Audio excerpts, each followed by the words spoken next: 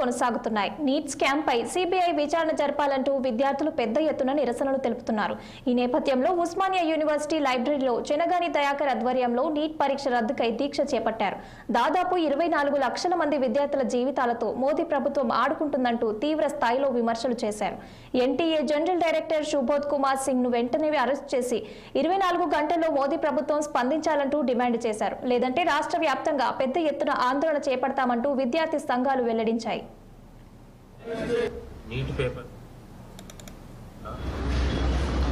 24 లక్షల మంది విద్యార్థులు మోడీ ప్రభుత్వ హయాంలో తీవ్రమైన ఇబ్బందులై వాళ్ళ జీవితాలే ప్రశ్నార్థకంగా మారినటువంటి సందర్భంలో ఇవాళ వరుస లీకేజీలతోని ప్యాకేజీలతోని మొత్తం కూడా బీజేపీ ప్రభుత్వం విద్యార్థుల జీవితాలతో చెలగాటమాడుతూ ఉంది.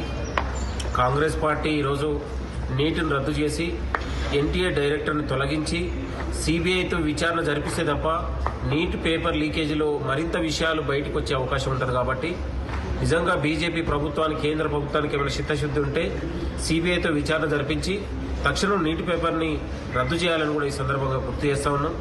దాదాపు 24 లక్షల మంది విద్యార్థులు వాళ్ళ జీవితాలు పరంగా పెట్టి ఇవాళ ఎంతో పేద మధ్యతరగతి విద్యార్థులకు మెడికల్ సీటు అందంత రాక్షంగా మారింది బీజేపీ ప్రభుత్వ హయాంలో కూడా ఈ సందర్భంగా గుర్తు చేస్తాను. ఇవాళ మోడీ ప్రభుత్వ హయాంలో కేంద్ర మంత్రి ఏదో విద్యాశాఖ మంత్రి ఉంటో తక్షణం రాజీనామా చేయాలి. మోడీ కూడా ఈ దేశం ఉన్నటువంటి 24 లక్షల మంది విద్యార్థి లోకానికి క్షమాపణ చెప్పాలని కూడా కాంగ్రెస్ పార్టీ డిమాండ్ చేస్తూ ఉంది. నీట్ పేపర్ లీకేజ్ బాధ